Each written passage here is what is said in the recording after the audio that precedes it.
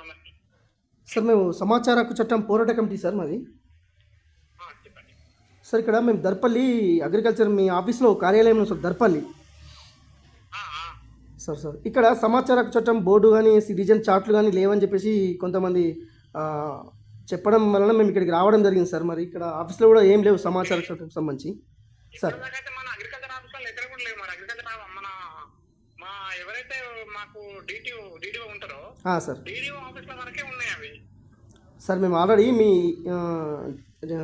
అక్కడ మేము సమాచారం తీసుకున్నాం. భూ సమాచార కేంద్రం దగ్గర కూడా సమాచారం తీసుకున్నాం. అక్కడ కూడా సమాచార బోర్డులు కానీ సిటిజన్ చార్ట్లు ఉన్నాయి, అక్కడ ఉన్నవి. మరి ఇక్కడ నేనేమంటున్నా, సార్ వాళ్ళు ఎవరైతే ఉంటున్నారో డిడిఓ ఉన్నాయి.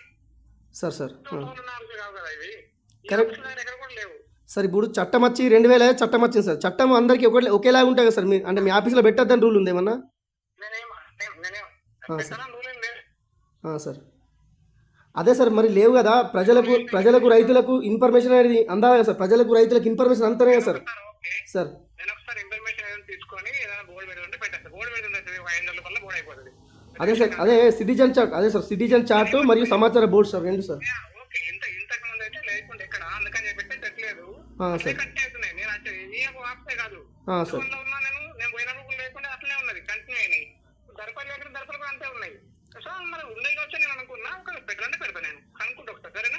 అదే సార్, బోర్డు ఏర్పడి సార్. మేము దాని గురించి ఇక్కడికి వచ్చినాము. ఒకటి రిప్రజెంటేషన్ మీకు ఇద్దామనుకున్నాం. మీరు అందుబాటులో లేరనే ఫోన్ చేసినాం సార్ తమరికి, అందుకనే. నేను ఇటు నడిమితా అన్న సైడ్ ఉన్నా నేను. ఓకే సార్, వెళ్ళి సార్. ఓకే, చెప్పారు మీ ఇక్కడ సార్ కూడా చెప్పారు. మేము మీకు కలిసి మళ్ళీ తర్వాత కలుస్తాం సార్. బోర్డు అయితే ఏర్పాటు చేయండి సార్ మరి. సరే, okay, right, thank you sir.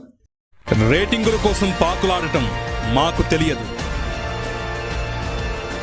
కళ్ళబొల్లి కబుర్లతో మభ్యపెట్టడం మాకు రాదు. నిజాన్ని నిర్భయంగా చెప్పటం మా ఇజం.